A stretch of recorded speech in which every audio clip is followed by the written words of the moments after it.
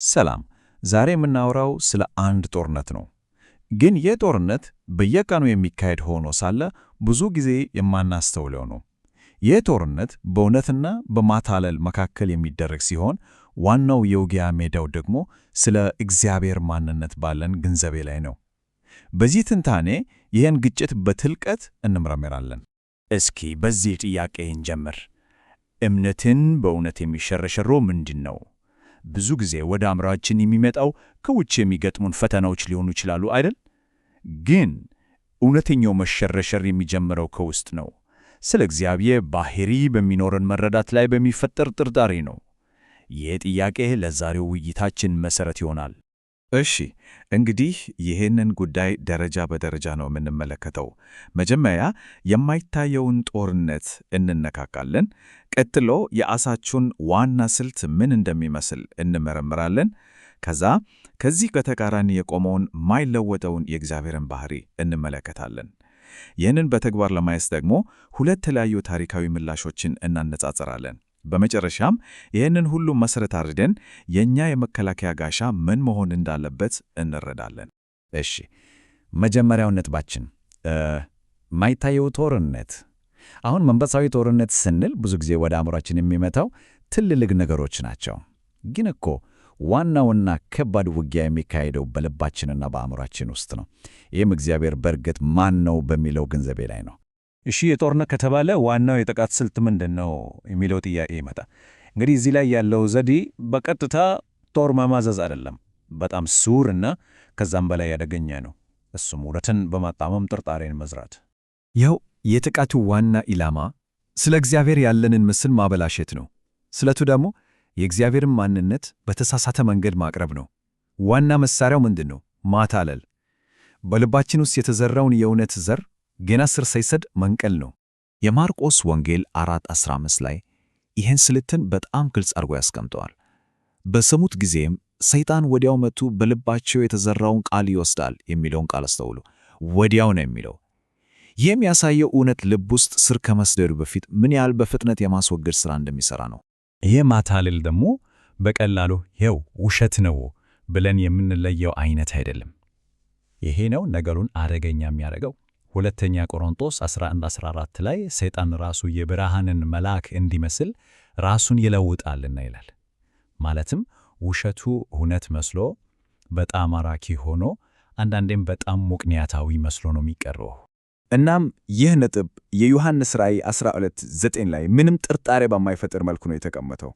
ዓለሙንም ሁሉም የሚያስተው ዲያብሎስና ሰይጣን የሚባለው ይላል። አስቡት፣ ዓለሙን ሁሉ ነው የሚለው። የማታለሉ ስፋት ምን ያህል እንደሆነ ነው የሚያሳየው። እሺ፣ ለዚህ ሁሉ ማታለልና ውሸት መፍትሄው ምንድን ነው? መከላከያው ምንድን ነው? መልሱ ግልጽ ነው፣ እውነት። በተለይ ደግሞ የውሸቱ ዋና ኢላማ የሆነውን የእግዚአብሔርን እውነተኛና ፈጽሞ የማይለወጥ ማንነት ጠንቅቆ ማወቅ ነው። ይሄ ንጽጽር የውጊያውን ሁለት ገጽታዎች ቁልጭ አድርጎ ያሳያል አይደል? በአንድ በኩል የሚያታልል ጥርጣሬ የሚዘራ እንደ ጥላ የሚለዋወጥ ስልት አለ።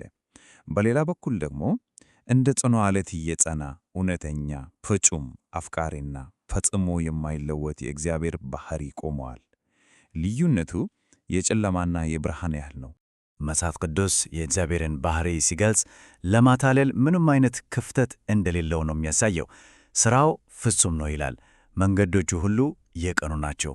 እርሱ ክፋት የሌለበት የታመነ አምላክ ነው። ከሁሉም በላይ ደግሞ በፍጹም ሊዋሽ አይችልም። ባህሪው ፍቅር ነው፣ እናም በፍጹም አይለወጥም። እነዚህ ነገሮች ጥርጣሬን የሚሰብሩ ጽኑ መሠረቶች ናቸው። ዘዳግም 32:4 ላይ ይህ ሐሳብ በጣም በሚገርም ሁኔታ ተጠናክሮ እናገኘዋለን። እርሱ አምላክ ነው፣ ሥራውም ፍጹም ነው፣ መንገዱም ሁሉ የቀና ነው። የታመነ አምላክ፣ ክፋትም የሌለበት እርሱ እውነተኛና ቀን ነው የሚለውን ስንሰማ ሥራው ፍጹም እና መንገዱም ሁሉ የቀና የሚሉት ሐሳቦች በእርሱ ማንነት ውስጥ ምንም አይነት ስህተት ወይም ማዛባት እንደሌለ ያረጋግጣሉ። እዚህ ላይ ደግሞ ሁለት በጣም አጫጭር ግን እጅግ ኃይለኛ የሆኑ እውነቶች አሉን። እግዚአብሔር ከቶ ሊዋሽ አይችልም እና እግዚአብሔር ፍቅር ነው። እነዚህ ሁለቱ የእርሱ ባህሪ ዋና ምሰሶች ናቸው ማለት ይቻላል። ማይዋሽ መሆኑ ለእምነታችን ጽኑ መሠረት ሲሆን፣ ፍቅር መሆኑ ደግሞ ዓላማው ሁሌም መልካም እንደሆነ ዋስትና ይሰጠናል። እሺ፣ ይህ ሁሉ ቲዮሪ በተግባር ሲታይ ምን ይመስላል? እስኪ ሁለት ቁልፍ ታሪኮችን እናነሳስር። አንደኛው በውድቀት የተናቀቀ፣ ሌላኛው ደግሞ በድል የተናቀቀ። የመጀመሪያው ታሪክ በኤደን ገነት ውስጥ ነው፣ ሁሉም ነገር ፍጹም በነበረበት ቦታ። ይሄ ታሪክ እምነት በአንዲት ጥያቄ ብቻ የእንዴት መሸርሸር እንደሚጀምር ቁልጭ አድርጎ ያሳየናል። ፈተናው እንዴት እንደጀመረ አስተውሎ። እግዚአብሔር ውሸታም ነው ብሎ በቀጥታ አልመጣም አይደለም።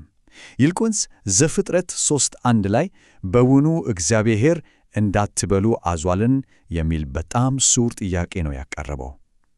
ይህ ጥያቄ የእግዚአብሔርን ቃልና መልካምነት ላይ በቀጥታ የሚሰነዘር የጥርጣሬ ዘር ነው። ፈተናው በሦስት ዋና ዋና መስመሮች ነው የቀረበው። አንደኛ፣ ለጥበብ መልካም ነው በማለት በራሳችን ማስተዋል እንድንተማመን መገፋፋት። ሁለተኛ፣ ለመብላት ያማረ ነው በማለት የሥጋዊ ፍላጎትን መቀስቀስ። ሦስተኛ ደግሞ ለዓይን የሚያስጎምጅ ነው በማለት በውጫዊ ነገር መማረክ።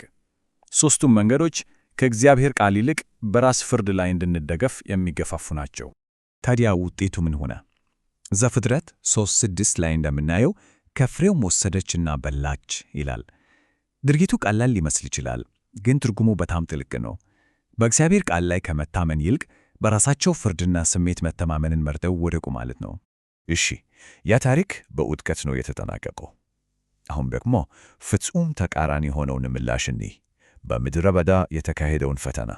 ኢየሱስም ልክ እንደ መጀመሪያው ፈተና በተመሳሳይ መስመሮች ነው የተፈተነው። ነገር ግን ምላሹ ፍጹም የተለየ ነበር። በስሜቱ ወይም በራሱ ማስተዋል ላይ አልተደገፈፈም። መልሱ አንድና ወጥ ነበር ተብሎ ተጽፏልና በማቴዎስ 4:10 ላይ እንደምናየው በራሱ ላይ ሳይሆን በእግዚአብሔር ቃል ላይ ጸንቶ ቆመ። ውጤቱም ፍጹም ድል ነበር።